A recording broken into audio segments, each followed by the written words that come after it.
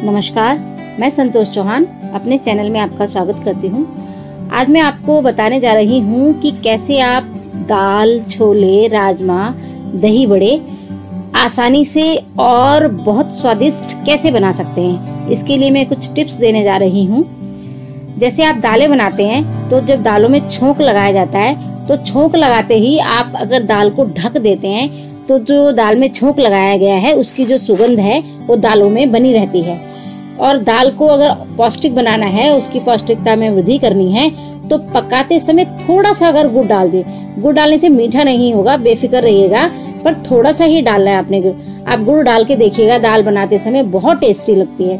चने या राजमा बनाने से पहले उन्हें रात भर पानी में जैसे भिगोते हैं तो जरा सा खाने का सोडा मिला दें, तो जब हम बनाते तो बहुत जल्दी गल जाते हैं।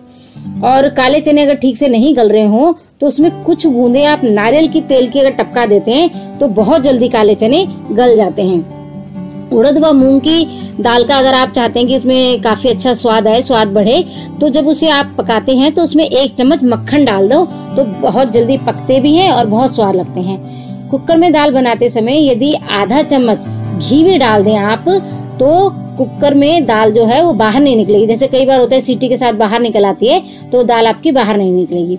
जब आप सफेद छोले बनाते हैं तो थोड़ी सी चाय पत्ती अगर आप डाल देते हैं तो रंगत देखते ही बनती है। चाय पत्ती को आप कैसे डालेंगे कि सूती कोई भी कपड़ा ले लीजिए और उसमें थोड़ी सी चाय पत्ती आप बांध दीजिए और बांध के उसमें डाल दीजिए। गांठ इतनी टाइट लगाइएगा कि चाय पत्ती उसमें से निकल ना जाए। तो फिर उसको जब छोले उबल जाएंगे तो चाय पत्ती को उठा के आप फेंक दीजिएगा। उनको पौधों में भी डाल सकते हैं आप चाय पत्ती को। तो इससे क्या होगा कि आपके जो छोले हैं एक तो स्वाद बनेंगे बहुत, और दूसरा उनका रंग है वो काफी अच्छा आ जाएगा जैसा आप चाहते हैं। और तेल में जब आप दाल की पकौड़ियाँ तलते हैं तो जैसे तेल में तल रहे हैं तो उसमें अगर थोड़ा सा, ज्यादा नहीं, 1 चम्मच अगर आप घी डाल देते हैं तो एक तो तेल कम लगेगा और पकौड़ियाँ जो है आपकी करारी बनेंगी। अब जैसे सर्दी का मौसम है, सर्दी के मौसम में अब बाजार की जो बड़ियां हैं वो तो ज्यादा अच्छी नहीं लगती, तो हम लोग जैसे घर में बड़ियां बना लेते हैं। सबसे ज्यादा तो मूंग की दाल की बड़ी बहुत टेस्टी लगती है।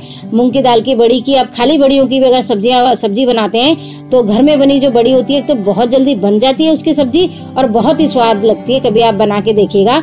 तो बड़ियां बनाने से पहले अगर जो पिट्ठी होती है उसको रात भर चुटकी भर हींग मिलाकर अगर आप रख देते हैं तो और फिर उसकी जो बड़ियां बनाते हैं उसका स्वाद बहुत अच्छा आता है।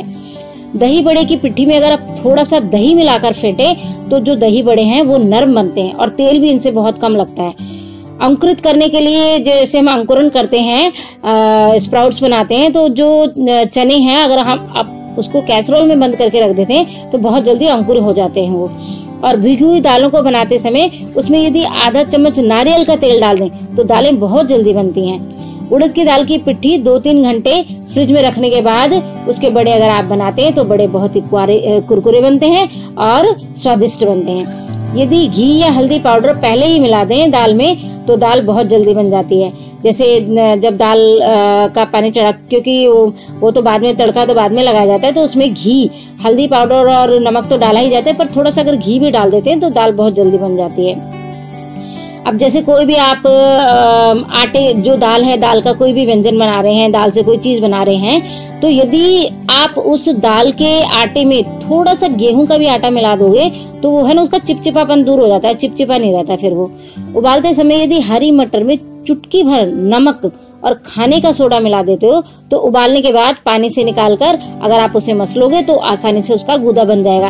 क्योंकि जैसे हरी मटर है काफी मात्रा में अब आती है और काफी सस्ती भी होती है, तो उसके हरी मटर के कभी आप पराठे बना के देखना। हरी मटर उबालकर उसके आप पराठे बनाएंगे, प्याज वगैरह सारी चीजें डाल के जब पराठे बनाएंगे तो बहुत स्वाद लगते हैं हरी मटर के पराठे। और दालों को जैसे आप अंकुरित करते हैं तो साबुत दालों को रात भर पानी में भिगो दो, फिर 24 घंटे बाद वो मलमल का कपड़ा अगर मिल जाए तो मलमल के कपड़े में अगर बांध कर आप लटका देते हैं तो जो स्प्राउट्स हैं वो बहुत जल्दी बन जाते हैं। ऐसे ही जैसे साबुत मूंग है, साबुत मूंग को आप 8 घंटे पानी में भिगो के रख दें और उसके बाद एक बर्तन में ऊपर से छलनी रख दो जैसे स्प्राउट्स है, एक बर्तन में रख के, वो बर्तन के ऊपर छलनी रख के उसके ऊपर आप स्प्राउट्स रख दे दो और उसको आप कपड़े से अगर ढक देते हैं तो स्प्राउट्स बहुत जल्दी बन जाते हैं उसमें। अगर लटका के नहीं भी रखते, छलनी के ऊपर रख देते हैं, क्योंकि नीचे से ना उसमें छलनी पे अगर आप रखेंगे तो नीचे से उसमें हवा लगती रहती है और ऊपर से कपड़ा, गीला कपड़ा ढका रहता है, तो स्प्राउट्स बहुत जल्दी बन जाते हैं। आशा करती हूँ मेरे द्वारा दिए गए टिप्स आपको पसंद आ रहे होंगे। वीडियो देखने के लिए बहुत बहुत धन्यवाद। चैनल को सब्सक्राइब जरूर करिएगा। नमस्कार।